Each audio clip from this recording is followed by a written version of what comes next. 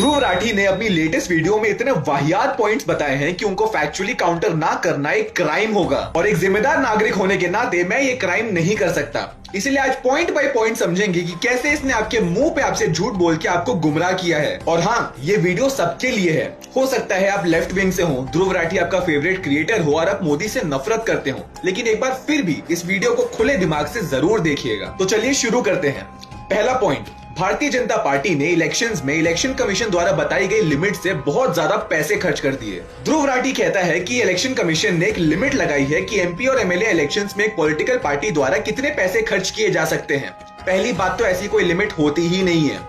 जो 95 लाख की लिमिट वो बता रहा है वो एक इंडिविजुअल एमएलए कितना खर्च कर सकता है उसकी लिमिट है, ना कि पॉलिटिकल पार्टी की लिमिट। इतना बड़ा झूठ बिना किसी हिचकिचाहट के उसने आपके मुंह पे बोल दिया और इस देश के सो कॉल्ड फैक्ट चेकर्स इस वीडियो को जोरों शोरों से प्रमोट भी कर रहे हैं। पॉइंट नंबर 2, भारत एक डिक्टेटरशिप और वन पार्टी नेशन बनता जा रहा है। बीजेपी गठबंधन के साथ देश के 12 राज्यों में सत्ता में है और अकेले केवल 6 राज्यों में, यानी 20%। लॉजिक और कॉमन सेंस नहीं है, आई कैन अंडरस्टैंड, लेकिन टीम में कोई तो होगा जिसने छठी क्लास तक गणित पढ़ी होगी। पॉइंट नंबर 3, ध्रुव राठी के हिसाब से एनडीटीवी एकमात्र न्यूट्रल न्यूज चैनल था जिसे मोदी जी के दोस्त अडानी ने खरीद लिया। लेकिन ये कौन बताएगा कि एनडीटीवी ने एक ऐसी कंपनी से नो इंटरेस्ट पे 400 करोड़ का लोन लिया था जिसे अडानी ने एक्वायर कर लिया था और लोन वापस ना कर पाने की वजह से अडानी को अपने पैसे रिकवर करने के लिए एनडीटीवी लेना पड़ा। लेकिन चलिए, चेला अगर गुरु की लंगोट नहीं बचाएगा तो कौन बचाएगा। पॉइंट नंबर 4 में तो राठी जी ने भारत को नॉर्थ कोरिया से ही कंपेयर कर दिया, एक ऐसा देश जहां के प्रधानमंत्री को खुलेआम मारने की धमकी दी जाती है, उनके खिलाफ अभद्र भाषा का इस्तेमाल किया जाता है। And the fact that Dhruv Rathee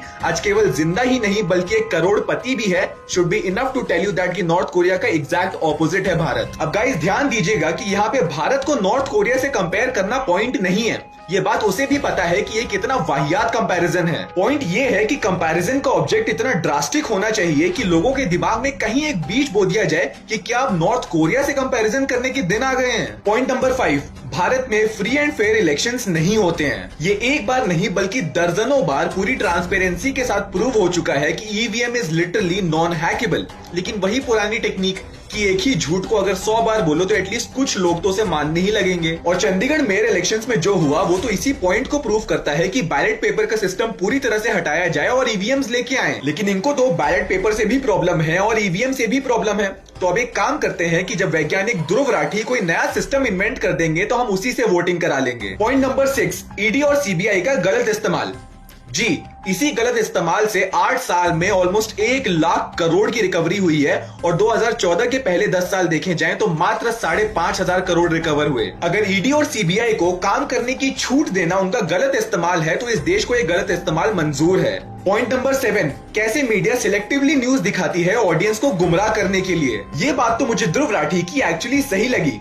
अब देखिए ना, पालघर मॉब लिंचिंग, कन्हैया लाल का मर्डर, 350 करोड़ की रेट से लेके संदेश खली तक कैसे ऐसी सैकड़ों इनकन्वीनियंट खबरें ध्रुव राठी ने कन्वीनियंटली इग्नोर कर दी। Point number 8, central government state governance में इंटरफेयर करके उन्हें काम नहीं करने दे रही। ये आपके स्क्रीन के सामने एक लिस्ट है कि किस किस प्रधानमंत्री के टेन्योर में कितनी बार प्रेसिडेंट्स रूल इम्पोज किया गया था। इंदिरा गांधी ने तो ऑलमोस्ट हाफ सेंचुरी ही मार दी है, लेकिन राठी जी के हिसाब से ये तो इंदिरा गांधी का प्यार होगा, इंटरफेरेंस थोड़ी। देखिए कैसे सिर्फ टिप ऑफ द आइसबर्ग दिखा के ये बंदा आपको बेवकूफ बना रहा है। पॉइंट नंबर 9, जनता से प्रोटेस्ट करने का अधिकार छीन लिया गया। हमारा देश और हमारे देश के लोग सिर्फ प्रोटेस्ट की वजह से हजारों करोड़ों का नुकसान झेल चुके हैं और आज भी झेल रहे हैं। प्रोटेस्ट में लोग मॉडिफाइड ट्रैक्टर्स, जी वैगन और कॉम्पैक्ट सूट्स में प्रोटेस्ट करने आ रहे हैं, लेकिन अब भी राठी जी को कौन सा अधिकार चाहिए ये तो वही बता सकते हैं। Point number 10, chief election commissioner को अपॉइंट करने वाली कमिटी से सरकार ने सीजीआई को हटा के अपना मिनिस्टर बैठा दिया।